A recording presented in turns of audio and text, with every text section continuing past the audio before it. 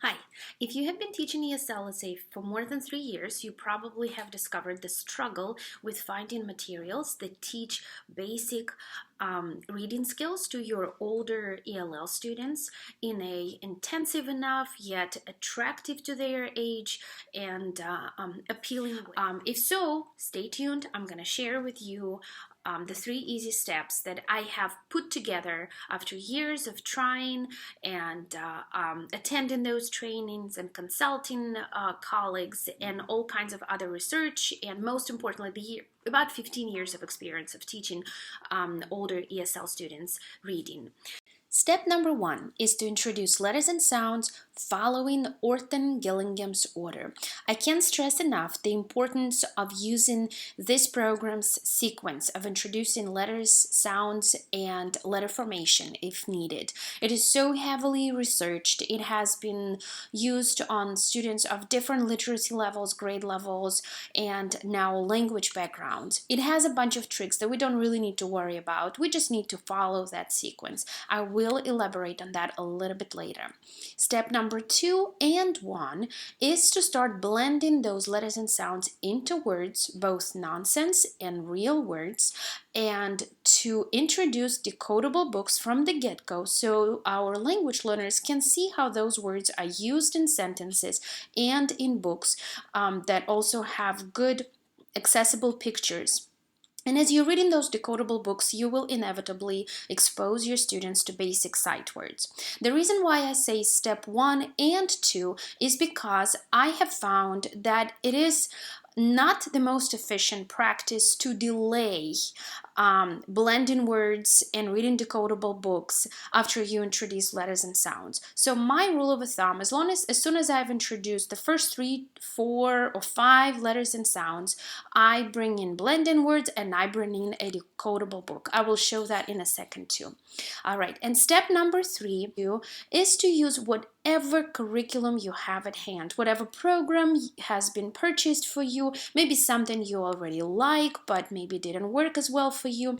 The beauty of this step is that after you have taught your students the foundational skills, and after they have a good picture of most of the letters and sounds and how the rules work in English language, these components in whatever comprehensive phonics program or reading program you're using, they will stick to them a lot better and will help them have a good jump start and help them move along in their reading skills. Now, I do want to elaborate a little bit on the first step, following Orton-Gillingham's approach. They do suggest a sequence of how you would introduce letters and sounds. So I wrote down the first, 27, there's more, 29 in this order, and I arranged pictures from actually a resource that I found in somebody's recycling bin, just because I liked the pictures there and how clear cut they were. I arranged them in this binder according to Orton-Gillingham's order. So start with C, sound K, practice using pictures. As soon as I introduce these 4, I start blending them into words, and I made this accordion posters, if you will, where we read every day all of this. If needed, we sound them out, k-odd, cod, and move on. Okay, cad. These are very old. I think I created them about 10 years ago. Dad, and dog and cog after we introduced sound of letter G.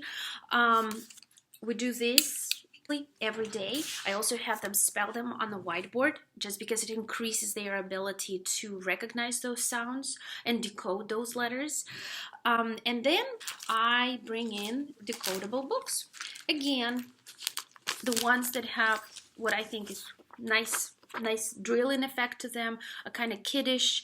They have animals there. There are resources like, let's say, Inside the USA that are geared towards older students, and they do have decodable books. I don't know if I pulled them all out. Nope, here they are with people. But I have discovered that they do have some distracting, unfamiliar sight words or phrases like almost some phraseological idioms there in those texts that I think are way too early, and they distract from the goal of practicing blending words and in sentences and in books. So for each of the sounds, let's say short A sound, I find as many books as possible, just 1 or 2. We practice reading them and we move along nicely, consistently. It's great to see them 5 days a week for a little bit, or at least 3 days. 2 slows the process down, but you got to work with what you have. Move along nicely in these steps. Remember letter sounds, using pictures, using words, blending words, reading them, writing them on whiteboards, then reading decodable books, all at the same time. Like I said, those 2 steps, and then go ahead and grab whatever you have. And I'm going to give a suggestion for what seems to work great is Newcomer Phonics. Okay, these do have people as the main characters, which is nice. Okay, and they follow step by step, again, short vowels, vowel combinations, consonant blends. They do have decodable books with them. So I hope these 3 easy steps are going to make your life as an ELL teacher to older newcomers or beginners a little bit easier. Dear colleagues, just because there's always room for improvement, would you please share with me in your comments which resources you have found do the best job for your ELL newcomers? Thank you so much.